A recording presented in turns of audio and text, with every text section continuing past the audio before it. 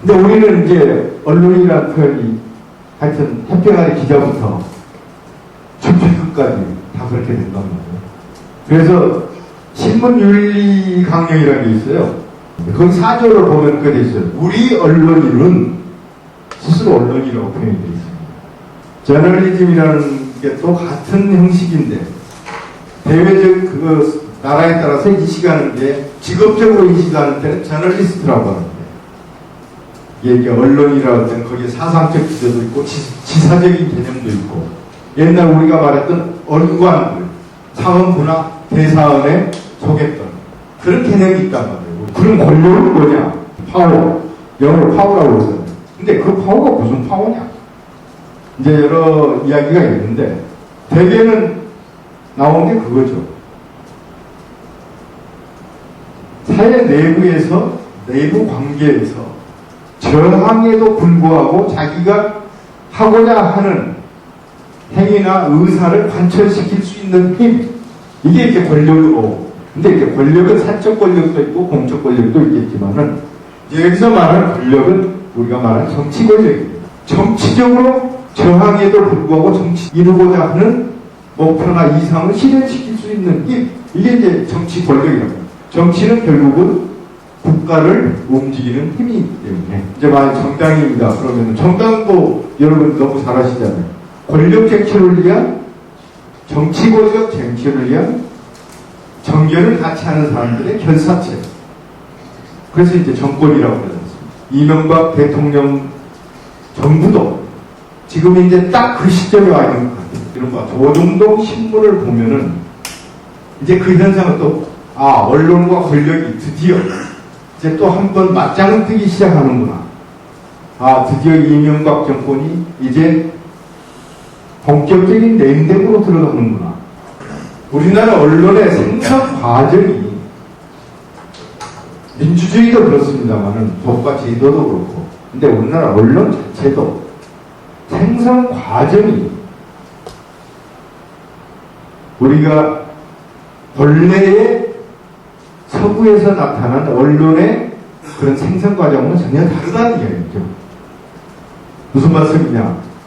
우리나라 최초의 신문이라고 하면은 고종황제 때 만든 한성 순보가 있습니다. 한성 순보. 그게 이제 처음으로 만든 신문인데, 그건 이제 정부에서 만들었단 말이에요, 그 당시에. 그리고 나와서 쭉쭉 나온 게 이제 뭐 제국신문이다, 황상신문이다 이렇게 해서 하다가 독립신문이 나온 게 이제 최초의 신문입니다. 아시다시피 독립신문은 누가 만들었습니까? 여러분 잘 아시다시피 서재필 박사가 만들었습니다.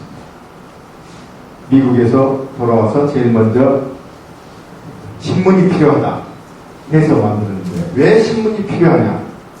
독립신문을 만든 이유가 무지몽매한 민중들을 가르쳐야겠다. 그게 첫 번째였고, 두 번째는 독립을 시켜야겠다. 이런 무지몽매한 백성들에게 독립협회를 만든 첫 협회장이 누구였냐? 이화영이었습니다. 그리고 독립문을 만들었지 않습니까? 서대문에. 서울 서대문에. 그러면 잘 아시다시피 그게 원래 독립문은 원래 이름은 그 자리에 있던 문 이름은 영은문이었습니다. 중국 명나라 청나라의 은혜를 받아들이는 문이다 해서 영은문이었다고 합니다. 그걸 없애버리고 세운 게 독립문이었는데, 그 독립문을 세운 게 그러니까 중국으로부터의 독립이었지, 이게 무슨 어떤 모든 나라로부터 독립이라는 뜻이 아니었습니다. 일본 사람 생각에는 저널리즘하고 우리가 생각하는 언론인이라는 개념이 출발이 좀 달랐던 거예요. 일본도 물론 명치유신 때부터 때는 언론인 개념이 있었습니다. 신문을 했던 사람들이. 그러나 2차 대전 뭐 다 하고 민주화 대가고 해서 저널리스트라고 생각하는 거죠. 그런데 우리는 아직도 언론이라는 표현을 썼을 때는 국민을, 대중을, 독자를 계도하고 훈육하고 이끌어간다 하는 개념이 많은 거예요. 그러다가 이제 일제합병이 되고 나서 그동안 이제 신문이 다 사라졌다가 나온 게 1920년에 이제 여러분 잘 아시다시피 기미 독립운동 이후에 일본 테라우치 총독이 시작했던 게 문화 통치입니다. 이게 무단 통치로 해서는 좀 그렇겠구나. 그래서 여기서 문화적으로 세뇌를 시키자. 일본인화 하자. 그때는 억압을 통해서 이 조선민족을 길들여야겠다 했는데 3.1 운동을 지나고 나면서부터는 조금은 이걸 문화적으로 세뇌를 시켜서 일본인화 하자 하는 게 이게 문화 통치였죠. 그래서 허용해 준 게 바로 이제 신문이었고 한글 신문을 그래서 나온 게 처음에 1920년 3월 6일 나오는 게 조선일보입니다. 그때는 조선일보는 지금의 조선일보의 사주가 아니었죠. 여러분이 아시다시피. 그때 조선일보고 그리고 일주일 뒤에 나온 게 동아일보였죠. 근데 조선일보는 그 당시 첫 창간할 때는 지금은 이 방시 계열이 아니었습니다. 처음에는. 그런데 동아일보는 그 당시에 할 때 지금도 그 대주주가 있지만 12%의 대주주가 동아일보 대주주는 경방입니다. 경성방. 김성수 씨, 인천 김성수 씨 돼요. 그러니까 전라북도 호남을 중심으로 한 토지 세력, 토지 자본이 바뀌어지면서 일제로 해서 산업자본으로 바뀌어지면서 제일 만든 게 경성광직이었죠. 그리고 중앙항공을 세우고 지금의 고려대학교. 그리고 세운 게 이제 동아일보입니다. 그리고 조선일보가 이렇게 뒤로 바뀌어지고 1932년, 10여 년 후에 그 당시에 이제 조선일보 경영이 어려워지니까 그때 사장했던 조만식 선생이 사장이었는데 돈 있는 사람을 구해야겠다. 그래서 찾은 게 평안도에서 그 당시 조선 최고의 금광 재벌이었던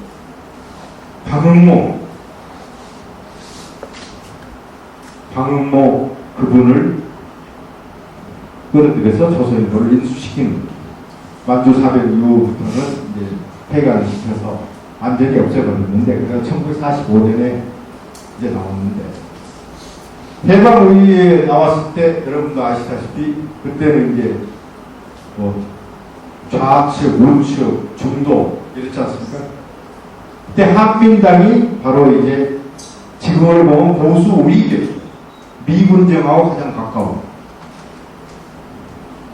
그리고 이제 그전에 남노랑 여러 있었죠. 여운형 계열에 이제 한민당도 있었고. 그런데, 한독당, 이런 쭉 있었는데, 그에서 나온 게 이제, 그 뒤에서부터도 또 이제 이 싸움판이 벌어집니다. 그러니까, 일제시대 때는 일제라는 그것 때문에 실용주의적입니다. 좋은 말을 표현하면 실용주의적인 수능적인 제기를 할 수 있고 산업자본의 한계를 가지고 신문을 발행할 수밖에 없었고 해방 후에는 또 이제 이런 좌우 대결 또 전쟁 이러면서 그러다가 이제 남북 분단되고 남한 단독정부 수립되고 나니까 당연히 이제 조선일보 동아일보들이 이제 보수 쪽으로 서서 지금은 보수가 아니죠. 당시는 이승만 정부가 협력을 해서 했는데 1950년 6.25 전쟁 후부터 이제 야당지와 여당지로 바뀝니다. 보수다 진보다 이 개념이 아니라 여당지 야당지로 동아일보가 가장 큰 야당지였고 왜 야당지가 됐냐 동아일보는